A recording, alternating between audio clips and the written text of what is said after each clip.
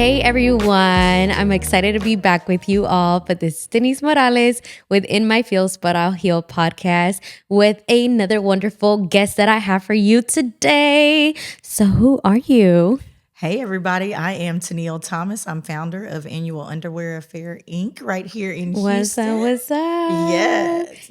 And how do we meet? Oh my goodness. So we met out in the community basically, if you want to put that, because we are always getting down to it and really out there in the streets trying to get the real work done. Yes, we were community organizers, and there's many things that we care about. And today we're going to shine some light on some of our organizer fatigue, as well as some of our missions, the things that we love, and our healing journey in the midst of all of that, because we know that mental health is like an onion. So everything is mental health. Since this is mental health podcast, I have to say I'm so proud of you and where you have come with this, because you developed it. It's beautiful. It's a wonderful thing. And so I think a lot of people can learn a lot from this. Thank you. Yeah, congratulations. Thank you. It's been an interesting journey for sure. And so AUA, that's kind of the nitty gritty of like where I met you. So what is it? What do you do? So, ladies and gentlemen, I give out undergarments to underserved communities, not only here in Houston, but also Colorado and in Dallas. I'm trying to spread the word about what's going on with the youth in regards to their mental health when it comes to not having undergarments under their clothes. They are struggling in the schools because they are afraid that they're going to be found out that they don't have undergarments. Yeah. And so it has caused this whole big epidemic of, children who don't want to dress out for PE, things of that nature. And we're right in the middle of a syphilis outbreak right here in Houston. And so when did you start recognizing that this was a need? What year was it? What was happening in your life? And let's start there. Oh, it was very, very early on. Let me see in my kids, because I was around a lot of other kids, because all of a sudden I was a new mom and I'm around kids and I'm doing all this community work. And I was like, oh, I need to get to the youngsters. And I met a little boy, his name was Trail. And he was the very first person I met that had undergarment disparity. He was giving the teachers real issues with PE. And no one knew why. But he finally came open to me and told me his mom couldn't afford his uniforms and the undergarments, and he didn't want anybody to know, almost in tears. Yeah. And this is from, a fourth grader. He needed to get to school also so he could eat. So he had to pick one or the other. And that's sad that kids in 2024 are still going through that. Yeah. Every single day. Yeah, and we really don't recognize the need, because a lot of us tend to suffer in silence or go through our troubles and not be spoken about it. So when you open up about this, you open up from a place of vulnerability, because you're exposing things that you don't want people to know, the struggle. And now I've met so many kids who have different things, young girls starting their girl time, but they're being raised by their fathers. They don't want to talk about it. They're throwing the underwear in the trash, so they don't have anything to put on after. So you don't realize until you're talking to the nurses at the schools and things of that nature to try to get the problem fixed. Wow. Well, and so you started recognizing that there was a need in this, and what compelled you to say, I need to change and or do something about this, and then start the initiative? He was somebody that was very close to me, the little boy that I had met. He was very close to me, and that's why he felt he could talk to me. But his mom, I felt so bad because his mom didn't feel like she could talk to us. And I could definitely buy a pair of underwear or a box of underwear, if you will. And so I was like, she didn't even want to talk to me about it. So there's clearly other parents that are out there that don't want to say, hey, I'm in this crisis.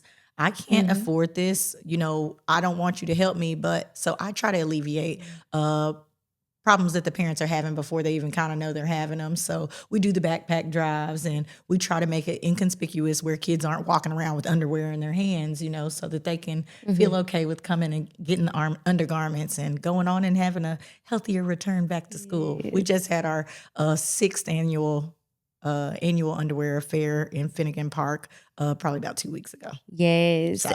Yeah. And thank you for that. Thank you for doing that kind of work because some of these things go unnoticed. And then we also don't want to be embarrassed for the kids, like walking around with a pair of socks, a pair of underwear Very true. that we need. And so doing some of the, let me put this in your backpack. It's back to it's school. a necessity. It's a necessity, but it is kind of, it's still undergarment. It goes underneath for a reason, Right, right. And that just goes to show like how many times is there things that we need but don't speak out about. And that even goes into like a personal self, like what do we need that we're not filling in here? And as an organizer, you hit the ground running. What does it look like for you to be an organizer? How do you get the word out to people? I get the word out. Social media is a really big thing right now. Talking to all of the different businesses that are in the community because they are the ones who are seeing these children day in, day out, coming in the corner stores, things of this nature. So I try to always make sure when we're having an upcoming event, I get my flyers out to those places that are the homegrown She is taking places, the streets, okay? y'all, like walking the streets. Because you got to think about it. The kids that are in crisis, they don't have cell phones to look at. Their parents may have a cell phone, but they're definitely not going and searching up need for undergarments and things. They're not No, doing you're right. Period. So my business is one where I actually have to go into the apartment complexes, try to meet people face to face. This year was another thing, because I want there to be a brand that people recognize that they know is a safe space. So I got a brand new tent topper and the table so that we could do a live registration because they don't have computers in the home. So there's been a ton of things that I've found out over the years doing this that really help make the event better because pre-registrations help me because then I can already have the sizes together, already put in the backpacks instead of trying to pack them at the event. Yes. Woohoo, so that makes you tired and it's hot out there. So tell us, like, what are some of the things that have evolved in your character? Because you've been doing this for a while. And so I'm pretty sure that the person that started this is not the same person we have here today. At the very beginning, I just was, trying to help the community. But now I see that even with my very own children, working the snow cone machines, helping put up the bouncy houses and meeting all of the kids that are in the neighborhood that their father grew up in, it makes a huge difference in their life when you involve children very early on in giving. And I really, really like that. Like it gives me enjoyment to be able to take them to go sell a raffle ticket or to go to the barber shop, where the dad used to go get his hair cut, and they're all like, oh my God, the boys are getting so big. So it gives you that community involvement that I think everybody needs. And what's the most fulfilling part of this for you? Knowing that they will have something that they'll be able to take on and they will be the next generation of givers. So I'm really That's excited really about sweet. that. And so those are some of the things that are blessings that come back. What has been the most challenging parts of this that has worn on you? Oh, let's see. Because there's plenty of challenging parts, but when people do not have a connection to your issue, it is very, very hard to get It's the hard for me to care. donations. It's hard, yes. And so you're like, you need to understand that this is a real thing, that people are really dealing with this, not only mentally, but physically, because as I was telling you earlier, diseases are spreading because they're not changing. And you don't want to talk to people about that outright, but you have to, because it's a real issue in an area that I work in constantly. Right. That's affecting our youth. So you gotta make the change somehow. And people, I know some subjects are sensitive, but And it's definitely interesting you say that it's hard to have that vision for it whenever it doesn't personally affect you. Right. And so now it makes me think, like, when is the last time where I didn't have a pair of socks. I didn't have a pair of underwear. And for me to easily say, I'm going to go to the store and I might just go buy a pack. It makes a huge difference when a child is sharing shoes from an older brother or an older sister. We don't think about it because we have what we feel like are necessities. But when you're sharing those things, athlete's foot comes from not having socks, on with your, shoes that somebody else wore that had it. Now you spread it on. A sock can do that, keep you from a disease. People don't think about that. I definitely wasn't thinking about it until right now. I was like, you are making so much sense. Yes. So undershirts, when it comes time for cold, because we normally give out hoodies and things of that nature and stuff like that just because the kids like them. But undershirts are very important when it comes to cold, especially if you don't have a coat. So if you don't have a coat because you didn't get a coat drive. That's true. That's true. So these things that you do involve your energy, I imagine, year round. Yes. How does that take a toll on you and your family? When things are going good and the money's coming in so that you can make the purchases on time and things of that nature, it's great. And I have no problem with doing it. But when it's not and you're feeling like you're begging everybody and you're mentally strained because of it, it gets rough. It really, really does. And I know that you understand this, but just trying to be able to match up the pieces and make things work gets hard sometimes. Yeah. Trying to find the right people to work with is another huge thing. People always say they got your back and that they're going to do this, they're going to do that. The over-promising, under-delivering. It all falls on you in the end. If it's your thing, it falls on you in the end, and you know that. And so it makes it hard to trust people at this point, because you're wanting to work with people, but, how much can I really give you? How much can I put on your plate? Right. Like, and not follow through the ground or through the cracks because I entrusted you with this. And Yes. So trust has a big play. And you kind of mentioned this year for you, you've tried to play it out a little bit differently to where you're taking a year of relaxation. How did you get to this point where you're like, I need this for myself? And what are we doing about it? So I not only do this, but I, also podcast as well. I run a hot shot delivery company. So I have my irons in a lot of fires. So I said, you know what? I'm going to take a step back, really kind of look at the things that are going on around me and see how much energy I need to put in these places and what's coming back to me. And if it's not coming back, and if I'm still going to be spending money out of pocket or doing these things, I'm going to focus on the things that make money in the places that I want. AUA is one of my big things that I think can really be a success. It is a success as far as I'm concerned, and I'm going to keep doing it. So I focused on the raffle. I focused on, making new connections in other realms so that I can find those people that are interested in those things. Yeah. So, but yes, it definitely, you got to take a step back and got to have time for yourself. And not so many events. Look. That aren't going anywhere. and that's the thing. I think whenever you are a multi-talented person, which I would consider you like a multi-talented person that can multitask, do a lot of things. And I think you see life in everything. Yes. But when you see life in everything, you maybe tend to give it towards where maybe you want it more than other people, and you can't have that. You find yourself giving so much of yourself, there's nothing left for you. And it affects your relationship with your children, with your partner, everything is affected. The way you walk daily, I'm always saying, oh, I'm good. I feel good. I feel great. But I'm drowning in, oh my God, I got to get this done. At night, my brain is running. It's saying, tomorrow you need to do this, that. And sometimes stuff gets lost in transition and then you feel so guilty. But it's because you're doing too much. Yeah. And so you were noticing that you weren't having those moments of peace, relaxation, and it was hindering your relationship and things around you. Yes. And so this year you expecting people around me to pour that same energy. Ooh. That part right there was the worst because then you want to blame them for not, picking up or answer the text at least. Like if I called you and you don't respond, not only to the call, but to the text, inside as an organizer, it hurts. It's like, well, you said that you were gonna, you don't want to play the blame game.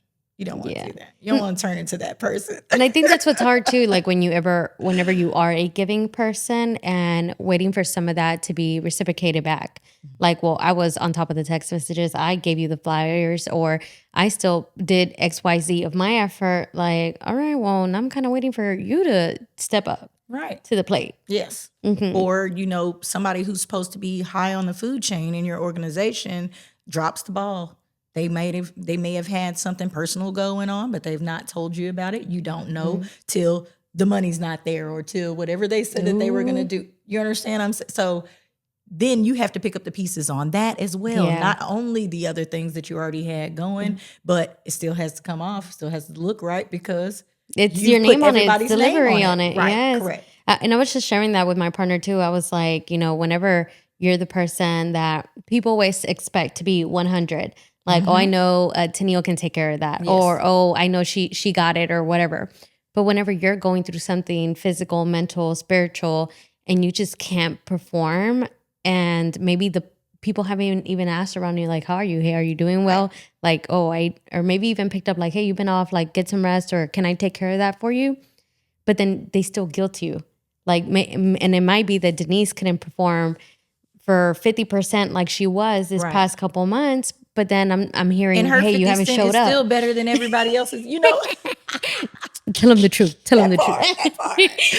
Her 50% is still going to be off the Richter. But what I want to say about that is I think not enough people really respect communication. Just tell me what's going on. Tell me. I can help you either fix it. I can get off your nerves from asking you to do things and give you a little space. There are so many ways that people can fix things just with communication. Amen. Just telling people what's going on with you. Stop being afraid. If somebody is really considering themselves your friend or helping you, know that that's what's happening and that it's going to happen in the good times and in the bad. Yeah. And then don't take it personal. Like someone is telling you, like, hey, I'm going through a difficult time and like I need some space to breathe. It has probably nothing to do with you and everything with them. And the overload is just too much. And I think that's the thing with community organizing.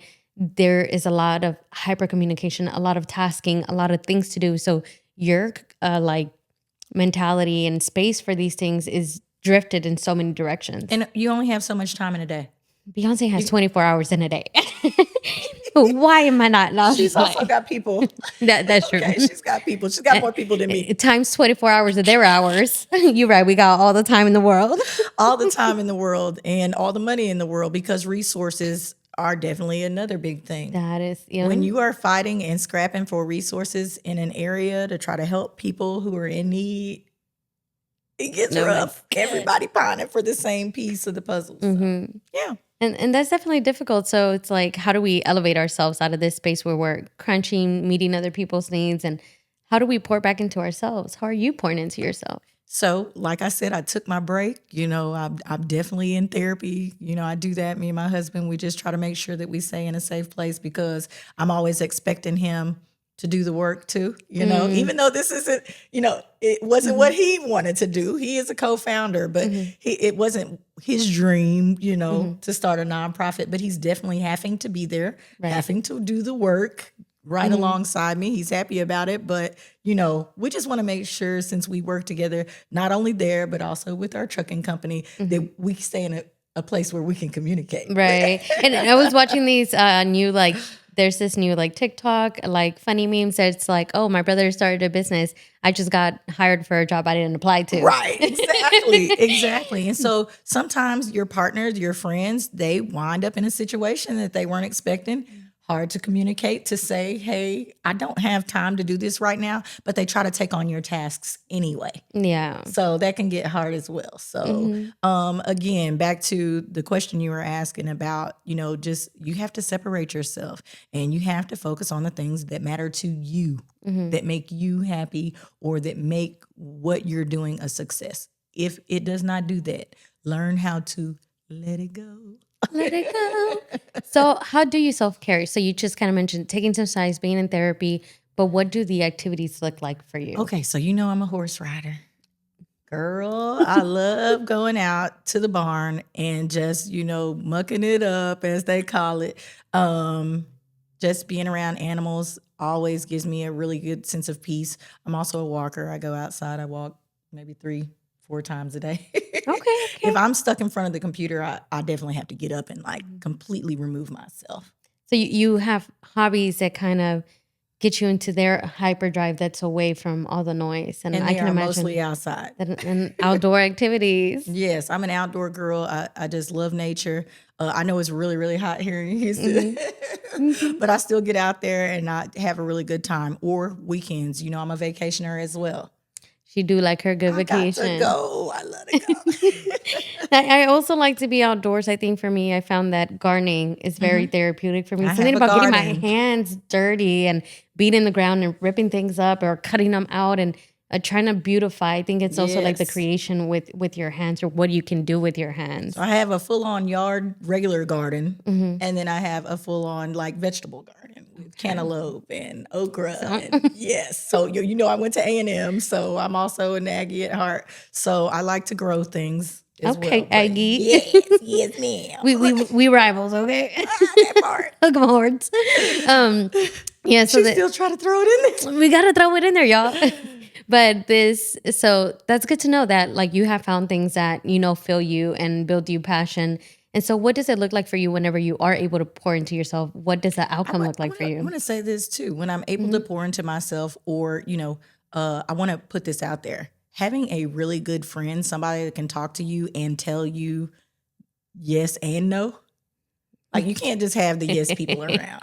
If you do not have somebody who's in your corner that says, hey, no, this doesn't sound like a good idea or that's a bad investment, because those decisions are what's going to make you happy or sad later.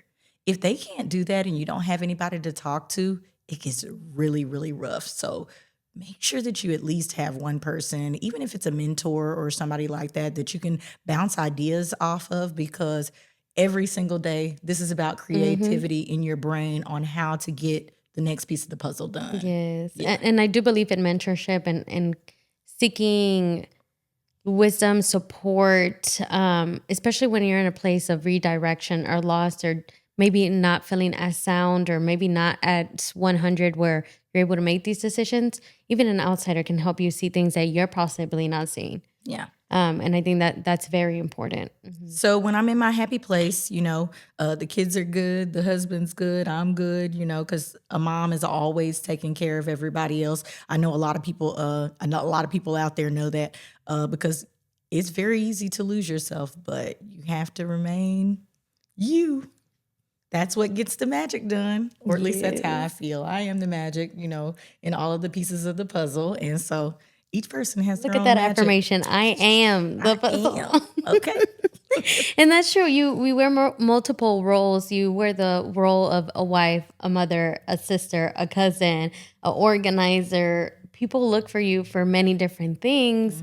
But all these buckets, you also have the bucket of you. Yep. I got to stay simply Tennille. I have to remember that. My mom always puts me in my place too.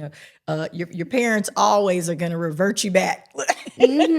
Doesn't matter what kind of high horse you get on. Your parents are always going to put you in your place. So And what do you think has given you this drive over years? Where does this drive for doing and going come from? What values have you built? So, first with the drive, I would have to say, because my upbringing with my mom, she's very persistent about things.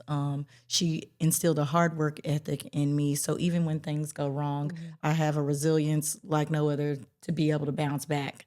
And at first, when I was growing up, I was like, oh my God, this lady is so hard on me. But I'm able to take a lot more than I feel like other people. Lots of people would have given up in certain situations where I'm able to kind of push past. So In the face of adversity, so resilience would going through probably be it. I can always bounce back. I can start from zero and run it back up. So, and what is resilience to you? Resilience, I don't want to just say being able to, come back from things. I would have to say Or what does it require out of you? a continuing battle not only with inside of yourself, but with other people around you as well, because manicuring relationships is huge. And knowing when to let go, like I said, you just got to know when to let go and move on and keep pushing. Everybody is not your work buddy. Two people doing two things completely different. Sometimes it works out, sometimes it doesn't. And I believe in resiliency also being a part of adaptability. How much are you able to adapt to the different changes that come your way, but then also learning when to let go, especially when you're a giving person? When you say adaptability, I want people to understand that also means good and bad times, ladies and gentlemen. Everything is not always going to be sunshine. That part, sunshine and rainbows, you have to be able to get through the rough times, through those deserts where nobody's answering the phone, where there's no money coming in. You have to be able to deal with those two and still have a cheerful, giving spirit, if you will. Yeah. And it's hard to be cheerful, giving spirit when things don't seem to be going the right way. But if you let yourself go in the midst of all of that, then everything is lost. Why even do it? Everything's lost, okay? And it's so much harder to bounce back once you get into those deep, dark places, but it's not impossible. It's not impossible. I was learning that in Sunday service. I'm like, it's not impossible. It might be hard, but it's not impossible. Right. We can do it. Yes. So we talked about resiliency and your personal values. So what do you care about now in this adult phase of healing for you? What's important to you? In the adult phase of me. Again, learning to let go is a big thing for me right now. That's why I keep saying it, because I have run across, I've dealt with a lot of people. I have run across all types of personalities and things, and you sometimes internalize, and it's like, well, is it me? I can't. I'm done with that. It is not me. This is who I am, and my people are out there. Even if they trickle in for a little bit and they're gone, it's okay. I've been trying to remind myself I'm not everybody's cup of tea. Right. And you don't realize that because you're trying so hard for everyone to accept you, to like you, to believe in your cause, to, your family, to support, your efforts toward this, that, and the other, because it looks like they're spending so much money or so much time with other people and putting energy into other people when you're like, well, I'm great too, but we have to get outside of that. And that's hard, like always being in the place where I feel like I have to prove myself or get you to like me or to be in my corner. That's so much work. Yep. Being nice is one thing and being a good person is something completely different. Look, tell us the difference, por favor. Sometimes you got to let people know. This is not appropriate behavior for dealing with me. Yeah. You can get away with a lot with some people, but dealing with me, this is not going to fly. Either they can adapt, as you said earlier, or they can be let go. Yes. And I think that's such a powerful word that you're giving us. People have different tolerances and different spaces require different things from you. I can't come up to what church acting the way I did at the club last night, right? So why do you think you can do the same thing with one person to another? Yes, be your authentic self, but also come at me the right way. Like I'm not gonna come at you coming sideways. Don't come at me sideways either. That. I hope y'all heard that, okay? No, you're right. Especially when you're dealing in business and you have to realize when I take you somewhere with me or if you're representing my company, I have to remember that if you were coming at me sideways while we were having interactions and I'm working with you on a day-to-day basis, how do I think you're treating other people when I'm not around? And do you want that representing your brand? I mean, you have to let it go. Yeah. But it holds so much power because we talk about when everything falls through, but you're the one that hosted it or you're the one that created this initiative. You care about the delivery. You do. And because for me, and it's always been that, like, no matter what, if it has my name on it, I have to give it 100% because I'm representing myself. True. And that's what nobody is going to say, oh, well, that is a lack of quality of work. And then Denise's name was carried on it. No, I'm not having it. We're not having it. But that's hard to it is. Separate yourself from that. It's really hard, but also know that everything does not have to be grandioso. So many people feel like to get started or to do something, they have to be in this perfect realm of the building needs to be away. This needs to. Yeah. When people are there and they're there for the right reason, you can pull off so much in a gym. Look, it just has to be a gym. The kids don't care. They want the free hot dog and they're not there for that. They're there for what cause you're supporting for a reason. Whether they're the person in need or they're there to volunteer and help. Again, so many people that we have to meet and deal with just trying to put on an event. You know? So when it comes to that, just make sure that you're not trying to go over the top, go over your budget, putting yourself in extra stress when it's not necessary. That's true, because people love you and support you and will support you wherever it starts. And that kind of just makes me think about some of my friends that are nail techs, started off homes, now have businesses. But hey, girl, I was getting my nails done when you were at your house. At your house. I had my feet in the tub. Okay. I was getting my hair washed in your shower. Right. And so it's like we're willing to ride through the gutters with you. And that's what I'm saying about supporting people. And I'm one of those, I'm an avid supporter of businesses all over. If I find out my friends are doing something, I am always like jumping on the bandwagon. I don't know if everybody takes it the way I take it, but I'm trying to support you because I truly want you to succeed. Truly. I want you to be able to be there. I want you to be able to offer me that free nail job later, you know, once when you were needing models. Yes, when you're needing, I want all of that, you know, but I want everybody to succeed. And I hope they feel the same way about me. And so that's why I just keep pushing.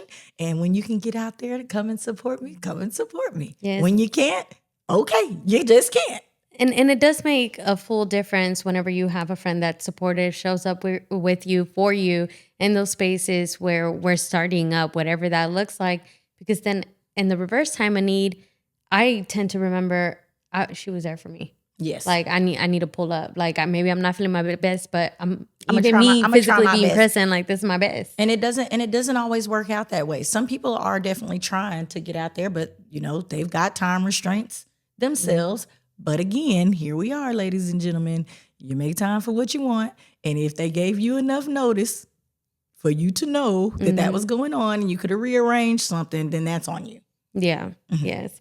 And so what can people do to support causes like yours? Like what does it look like to physically and or not physically be there? What does support look like to you? The easiest thing you can do, because my main thing is awareness. If people do not know that undergarment disparity is a problem, why would they believe in what I'm doing? Share a flyer. It is free to share on your story. I think so many people, you know, are scrolling and doing, you know, these different things. If I post a video, it's my face. Just hit like. Look, you know, just go like, repost, just please. hit like and repost it. That is like the bare minimum, easiest thing, especially if you say that you're my friend. Let people know about what I have going on. If you cannot talk about somebody positive in a sense when they're not there, or tell other people about their brand, you shouldn't be their friend.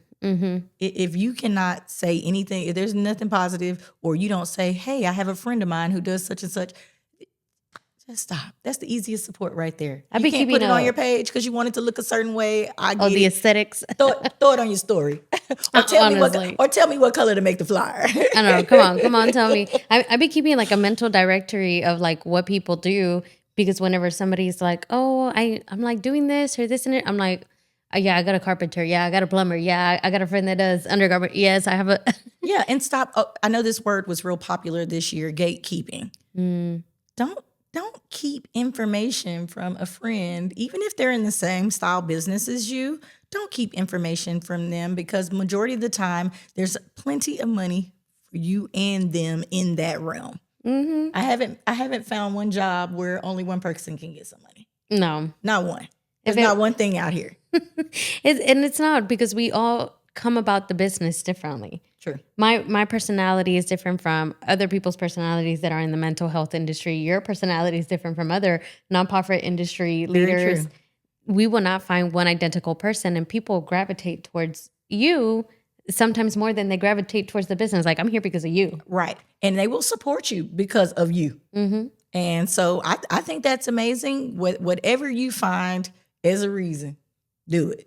But everybody should be out there supporting somebody in their efforts, not only toward businesses, but toward nonprofits. You know, I'm an advocate for the next generation of givers. I keep talking about it. You know, we do scholarships as well. So I keep up with my kids. A lot of these kids that are going to college for the first time in their families. I've got one on my page right now, Alexis. She's going to be the very first one. She needs somebody to talk to, you know. she doesn't have anybody to talk to. You know, once you get to that level or realm where you've kind of maxed out on everybody in your family, who's going to be that first person that you turn to talk to?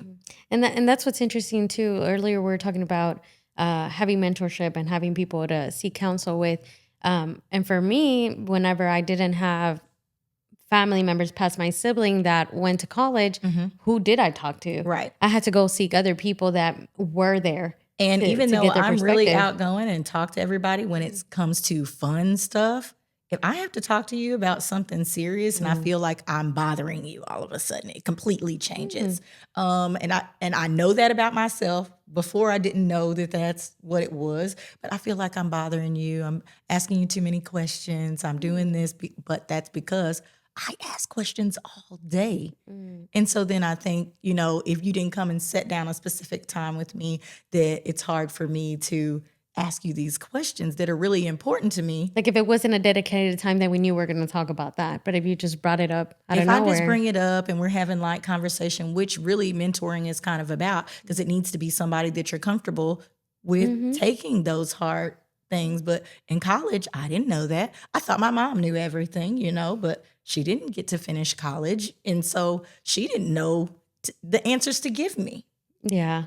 And that's the interesting part. Like my mom, I knew she could help me to a certain extent, but there were some things that I felt too uncomfortable to bring up to her. Right. Because maybe I felt like I was going to be judged. Yes. And that was just my younger self. So I went to other people to ask my mom- about my womanhood and everything else. So even outside of that, when it comes to business, I have had an entrepreneurial spirit ever since I was young. But I did try to work, 9 to 5s and things of that nature. It just was not for me. You know, my mom would always say, even with my nonprofit stuff, when are you going to get a real job? How much you get paid to do that? She doesn't want you to do I'm anything. surviving, ain't I, mama? I was like, I haven't asked you for anything in like 30 years. Like, so when are you going to realize that I am successful? I'm doing good. And that's the other thing. You have to know within yourself that you're great, period. That's true. It doesn't matter how you try to do it, even if you are working a 9 to 5, but you're good at it, at what you do, and you're making enough money to pay your bills. Great. My applause to you. It just was not for me. Hey, when you know it's not for you. I honestly don't think 9 to 5 are me. I like my freedom, flexibility. I don't like to feel like I'm stuck sitting somewhere and I know have to stay there. I know I'm doing more work than I would at a 9 to 5. Like I'm sitting here doing this 9 to 5 for you, it's but worth really the sacrifice. Yes, it's worth the sacrifice because I am happy in the work that I'm doing. And like I was telling you earlier, we have another event that's going to be coming up in Colorado. That one includes, a basketball game. So we're going to have basketball players out there competing and, Is this the Dynasty? Yes, Dynasty. Dynasty. Well, there's it's the realm now. So there's guy teams that are going to be competing this year. Because there's a new team up in Colorado, ladies and gentlemen, a semi-pro team, and we've got somebody who's already gone pro. We're so excited about that. But he's going to come back and play this weekend. We have some hostess with the mostest because I love supporting those in media. We are also going to have some dancers there, and the dancers also got a scholarship this year too because we just believe in supporting sports and activities for kids, period. Yeah. It's just a good thing to be able to see kids outside, not in front of the video games like they used to back in the day. And what do you think it means for this youth that you've been pouring into to have the support that you're providing? That, a lot of kids, you don't realize, do not have people that encourage them to get outside anymore. Or the parents use these basketball teams as babysitters. They just drop them and go. The support is not where people think it is. Right. I've seen games where there may be 2 and 3 parents in the stands, so they just drop and go. Wow. Don't be that parent, y'all. Try to get out there if you can. I know a lot of people have to work and stuff like that, but be there for your babies. It matters. That's what's important, is that they continue to see your face and that you're there supporting them, because a lot of them don't have that.